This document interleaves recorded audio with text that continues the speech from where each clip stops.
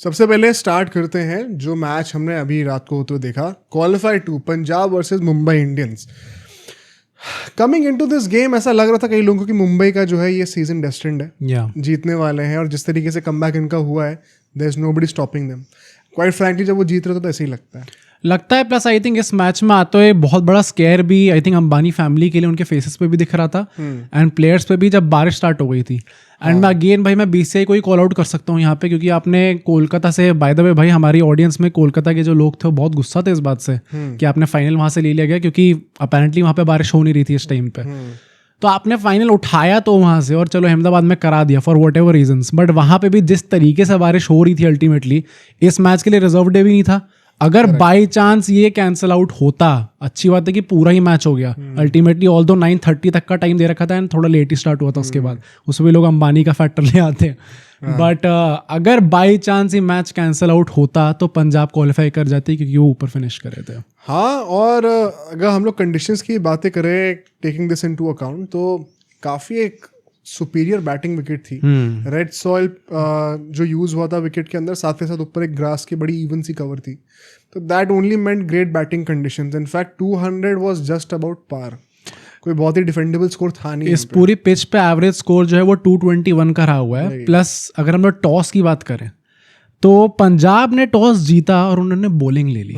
I think ये भी उस टाइम पे थोड़ा सा कंट्रोवर्शियल था, क्योंकि सबको एग्जैक्टली कोई श्योर था नहीं कि ये सही डिसीजन था उस टाइम पे या नहीं था, क्योंकि इस ग्राउंड पे मोस्टली पहले बैटिंग करते हुए इस साल जो है टीम जीती है। 7 में से 6 बार जिन टीम्स ने पहले बैटिंग करी है वही टीम जीती है, बिकॉज हाई स्कोरिंग गेम ज्यादातर रहे हैं, तो ऐसे में you out bat the other team by batting first and second innings में ज्यादा स्कोप रहता नहीं once you cross the 225-230 mark. तो यहाँ पे एक बहुत बड़ा गैम्बल था। ऑल्सो गिवन द फैक्ट कि मुंबई जब भी 200 से ऊपर बनाती है, 18 सालों में आज तक ऐसा कभी भी नहीं हुआ था कि मुंबई वो डिफेंड ना कर पाए। ये पहली बार हिस्ट्री में ऐसा हुआ है। तो पंजाब ने जेन्युइनली एक हिस्टोरिक फीट अचीव करी है to enter this final. This is nothing short of once in a blue moon sort of a thing. तो इसके चलते हुए थोड़ा सा ये गैम्बल था यहाँ पे, बट जब बारिश होनी शुरू हो गई तो ऐसा लग रहा था कि ये डिसीजन सही भी है। हाँ, राइट। क्योंकि अगर ओवर्स रिस्ट्रिक्ट होते और कम होते तो इसमें हमेशा चेजिंग टीम का ही फायदा होता है। डीएलएस से ही फर्क पड़ता है तो चेजिंग टीम को ही फायदा मिलता है। चेंजेस की बातें करेगा हम लोग तो ग्लीसन के जगह पे टॉपली आ रखे थे, which was expected. Deepak Chahar Ravi fit नहीं थे और विजय कुमार विशेक और चहल वापस आ गए थे। Big additions by the way, final के लिए भी बहुत बड़ा एक ये ट्रम्प कार्ड हो सकता है। ऑल्दो हरप्रीत बार ने जितना बोला था इससे पहले कि अभी हम लोग देख लेना आरसीबी वालों, हम मुंबई को हराएंगे और उसके बाद आएंगे, उन भाई साहब को इस बार चांस मिला नहीं इस मैच में खेलने का। और मुशीर को भी वो तो कंटिंजेंसी वो नहीं था, वो तो नहीं खेलने वाले थे इस बार। हरप्रीत बार भी आई डोंट थिंक फाइनल में भी उनको चांस मिलेगा। हाँ, मुश्किल है वो। अभी करेंगे प्रीव्यू में, ये टीम बनाएंगे। बट फर्स्ट इनिंग्स पे आते हैं, 65 for 1 in the power play. इसके बारे में हमारी क्या ऑब्जर्वेशन है? आई थिंक मैं सबसे पहले तो कहूँगा रोहित शर्मा बहुत तगड़ी इनिंग्स खेल के आ रहे हैं, एलिमिनेटर में मैन ऑफ द मैच रह के आ रहे हैं। Coming into this game obviously उनसे ज़्यादा एक्सपेक्टेशंस थी एंड जॉनी बेस्टो ने भी जैसे स्टार्ट दे दिया था लास्ट मैच में आके, सबको लग रहा था कि ये पेयर वापस शायद अच्छा चल सकता है। बट आई अगेन भाई probably I will get hate for this, but I can never be sure about Rohit Sharma in the IPL। And I think आज कुछ ज़्यादा खास वो फ्लो में लग नहीं रहे थे, थोड़ा स्ट्रगल कर रहे थे। That is why we saw कि बहुत जल्दी वो आउट भी हो जाते हैं इसके अंदर। और कैसे आउट हुए थे और उसमें क्या यूज़ ऑफ ओवर्स था, वही बड़ा इंटरेस्टिंग था। मुझे लगता है आज पंजाब फाइनली बहुत ज़्यादा सेल्फ अवेयर थी अपने कमियों के रिगार्डिंग, जो बॉलिंग में यानसन के जाने से हुए हैं। बिकॉज अगर यानसन चले गए, वो यूजुअली नंबर 8 पे एक ऑलराउंडर की तरह खेलते थे।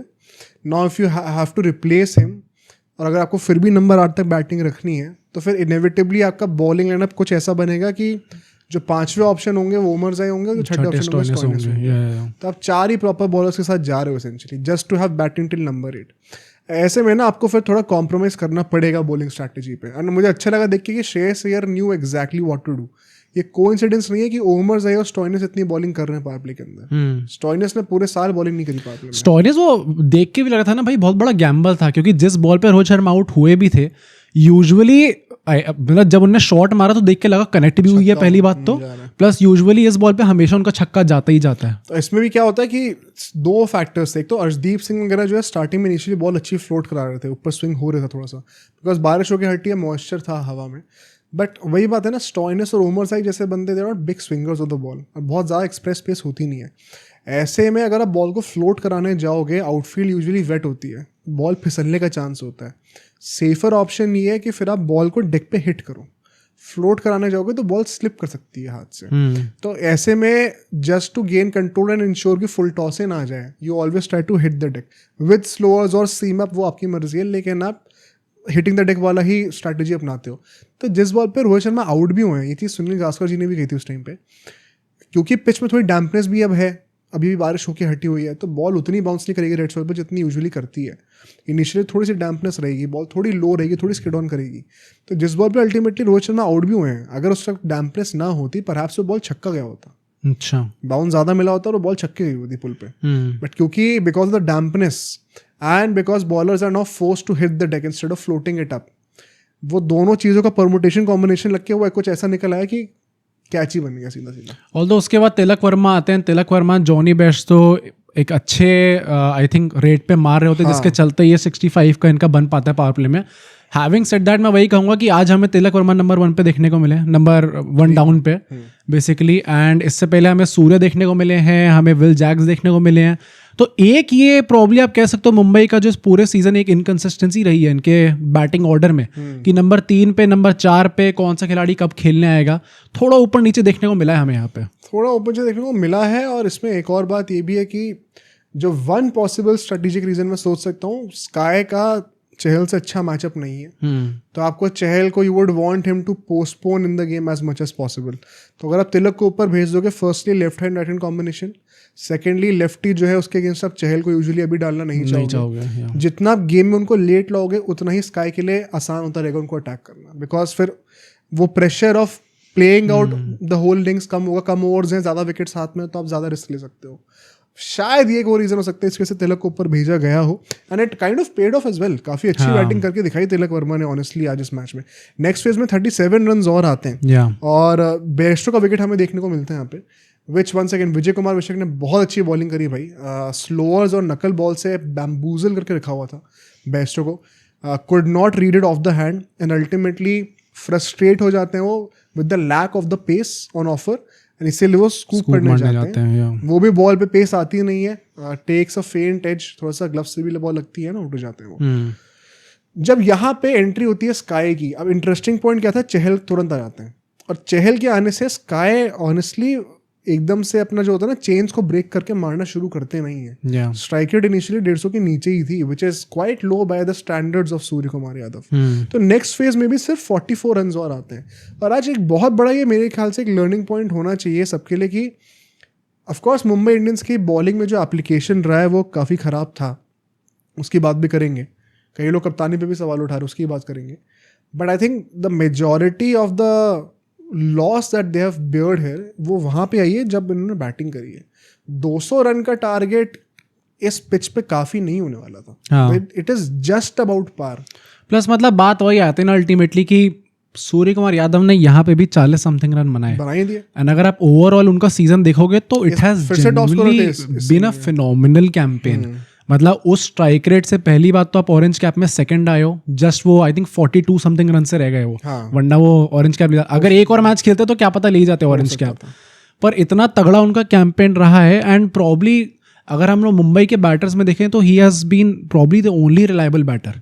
उसके अलावा हमेशा Naman Dhir is also probably one guy जो नीचे आके हमेशा शॉट्स मारते हैं, यहाँ पे भी आके उन्होंने काफ़ी अच्छा खेला। हार्दिक का कुछ मैचेस में अच्छा रहा है, कुछ मैचेस में गंदा रहा है। रोहित शर्मा कुछ मैचेस में अच्छा रहा है, मोस्टली थोड़ा गंदा रहा है। जॉनी बेस्ट तो अभी आए हैं। विल जैक्स का वैसे भी अच्छा नहीं जा रहा था। तिलक वर्मा का भी काफ़ी ऊपर नीचे रहा है, अभी तक नीचे जा रहा था, इस मैच में चलो ठीक डिसेंट परफॉर्मेंस आ गई उनकी। तो एक जो कांस्टेंट आदमी रहा है वो एक्चुअली में से सूर्य कुमार यादव ही रहे हैं। Correct. तो टाइम एंड टाइम अगेन अभी पिछले 2 मैचेस से लगातार वही आदमी थे जिन्होंने पूरी इनिंग्स भी बिल्ड करी और फिर एंड में जाके एक डिसेंट टोटल में फिनिश करा।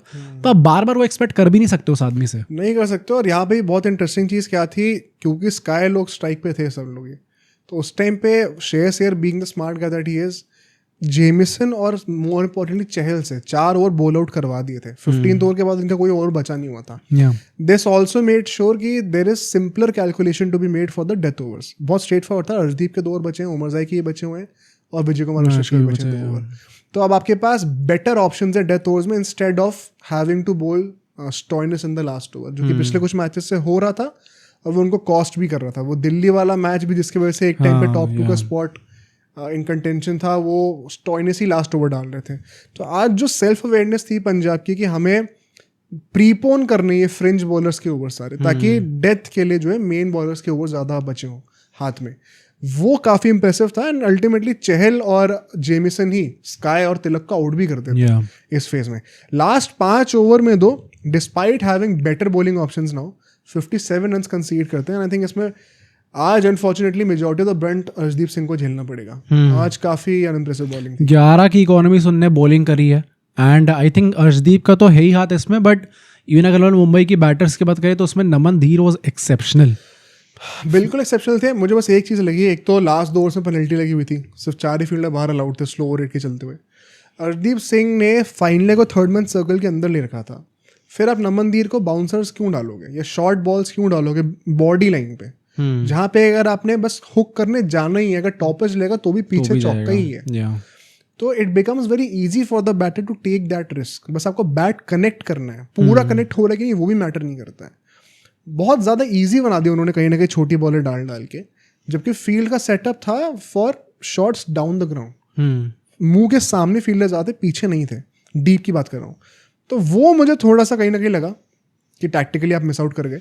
प्लस अगर आप डेथ ओवर्स का देखो तो यहाँ पे 2 विकेट आए थे अल्टीमेटली, हार्दिक और नमनदीर के, दोनों उमर जाई ने लिए थे। विजय कुमार विशक से 1 ओवर कम डलवाया। हाँ, वो लास्ट ओवर एक्चुअली में आपने उमर जाई को ही दे दिया, उसमें विकेट भी आ गया, 10 ही रन पड़े, वो अलग बात है। हार्दिक को slower bouncer outside off stump उस पे आउट करते हैं, नमनदीर को भी उमर जाई ने ही आउट करा। इंटरेस्टिंगली विजय कुमार विशक ने काफी अच्छा ओवर डाला था डेथ में, जिसमें वो एंड में आते आते ओवर थ्रो के चलते हुए 10 रन आ गए थे, वरना वो सिर्फ 7-8 रन का ही ओवर था। वेरी इंप्रेसिव ओवर, बट उनको नहीं मिलता। ये इसके पीछे क्या रीजन है I don't know, but it paid of really well. Gamble था अगेन, आई वुड से कि बहुत बड़ा गैम्बल था, क्योंकि उमर जाई से वही ना कायदे से यू वुड नॉट एक्सपेक्ट कि जब क्या विजय कुमार वैश्यक जैसा बॉलर एक पड़ा हुआ है आप उमर जाई से बॉलिंग कराओगे, पर वो गैम्बल पे ऑफ कर गया, उसमें विकेट भी आ गए उनके। तो वही बात है, कुछ ऐसे बड़े मैचेस में कुछ खिलाड़ियों की परफॉर्मेंस आ जाती है तो आपको लगता है वो एक्स फैक्टर वाली परफॉर्मेंस हो गई, आ गई है। और इसी के चलते हुए 204 का टारगेट था। And one second I would reiterate, मुझे नहीं लगता कि ये target was going to be enough.